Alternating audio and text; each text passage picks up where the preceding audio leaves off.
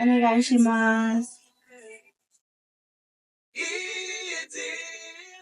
Konnichiwa minasang, welcome again to my another vlog. Tara, mag-unbox na rin nyo karon og treadmill na napalit na mo sa Amazon. Nakasale lang siya sa Amazon, guys. So, nabudol mi ni Madam Cha. Gamiton ko rin siya pang walking pace, guys. Uy, mo datong ko kami lang pagmudagan ta. Hoy, charot daw. Dili advisable sa kontiil, guys, ang jogging and running. Na-injured man gud ta this past years. So, ayun. Gusto na mo mag-healthy lifestyle, guys. Kay, huy, among edad. Hapit na mo lang pa sa kalendaryo. While nag-unboxing man, guys, nagalalis mi kung asa na mo ni ibutang kay gusto may aesthetic among balay, guys. Tapos, siya ra ang nakadaot. Pero, whatever. Nagyayaw si Madam Cha kay daghan pog basura. Ting schedule ba ang maglabig basura diri, guys. So, maghulat pa mi pila ka adlaw before ma-collect. So, mag-consume na pod siya space. Bawal mo siya igawas daan, guys, kung dili pa ting schedule. Lahi-lahi ang adlaw sa paglabay diri sa biodegradable plastics, bottles, cartons diri, guys. So, mabuting mamamayan, we need to follow the rules, guys. Not excuse na di ta kabalo mo ni Honggo kay pwede ta mangutana.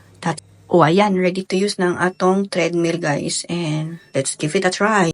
Pasintabi sa kong tiil, guys, sa manghinaway. Si Lord na bahala. Nice kayo ni gamiton. Tapos mag-sound trip. And then ayan, itry na po si Madam Cha. So that's all, guys. Thank you!